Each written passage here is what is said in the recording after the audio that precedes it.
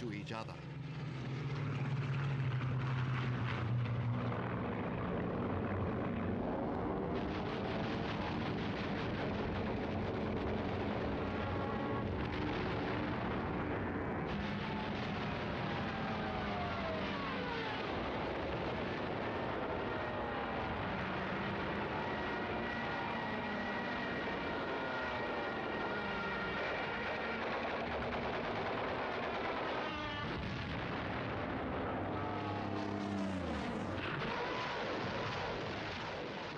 The 12th of July.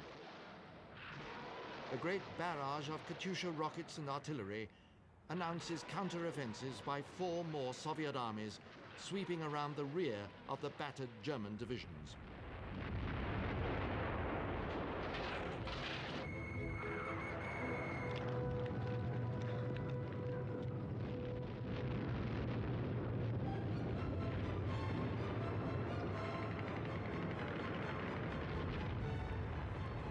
The battle that follows is another massive infantry struggle. And every available Soviet aircraft is called upon to help drive the Luftwaffe from the skies.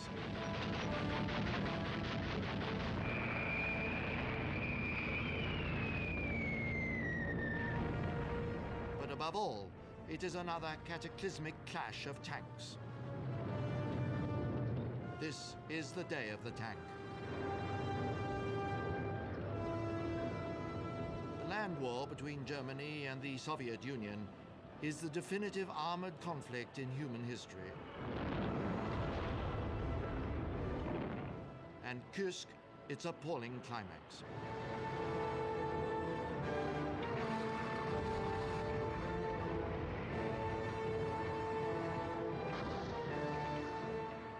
Germany's vaunted Panthers and Tigers are the most powerful tanks in the world, but they are relatively few. Though the fighting is, if anything, even more intense in this second stage of the battle, Soviet T-34s and KVs remain masters of the battlefield.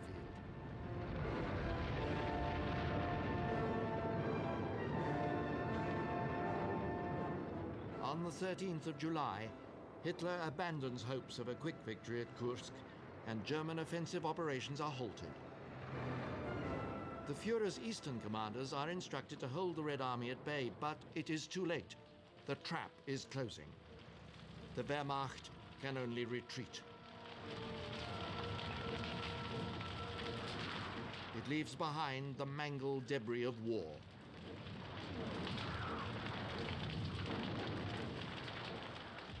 Battle zones littered with charred and broken tanks, and the bodies of hundreds of thousands of men.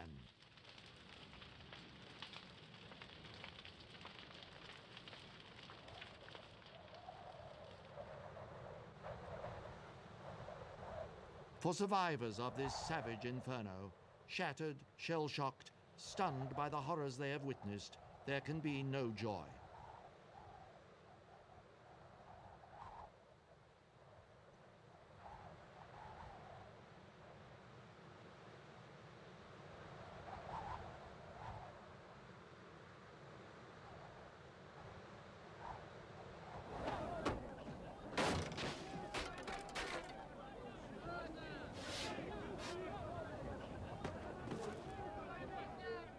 On the 5th of August, Soviet forces retake the cities of Orel and Belgorod. It is the climax to a stunning victory. Citizens pour from their homes to welcome the liberators, and victory celebrations throng the streets.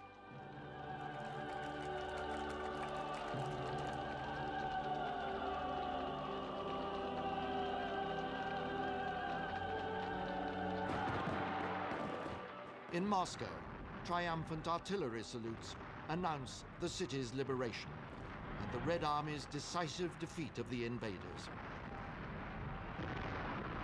The world must be told of Stalin's victories, although they belong in truth to the whole Soviet people.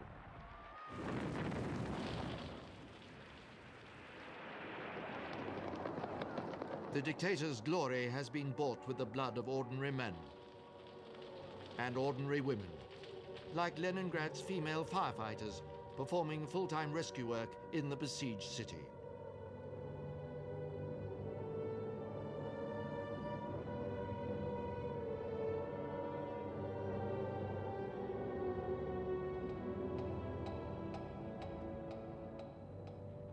Like the anti-aircraft gunners at their stations all over the Western Soviet Union.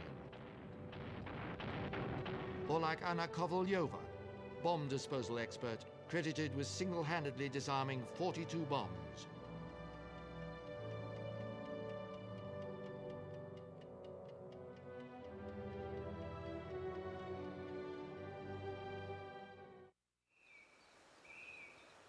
These are the pilots of the Marina Roskova night bomber squadron. Their old wooden U-2 biplanes are slow and fragile, known as oil stoves. But they are stable and quiet, ideal for precision low-level attack.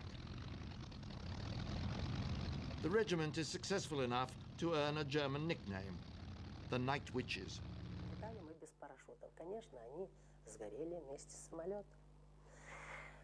We flew without parachutes, so of course people were burned alive along with their planes. But our spirits never dropped, and no one questioned why we were there. I myself succeeded in completing 852 military missions during the entire war. And I'll never forget flying in the Kuban, because it was there that we lost more pilots than anywhere else. I flew up to the target and delivered my bombs. There were explosions and shells were bursting everywhere, which meant we'd hit the warehouse. But at that moment, 5 searchlights switched on. Then, night fighters entered the fray, guns blazing. The enemy threw everything at us that night, and 4 complete crews were killed in one mission. That was our heaviest loss of the whole war. In one night, so many pilots.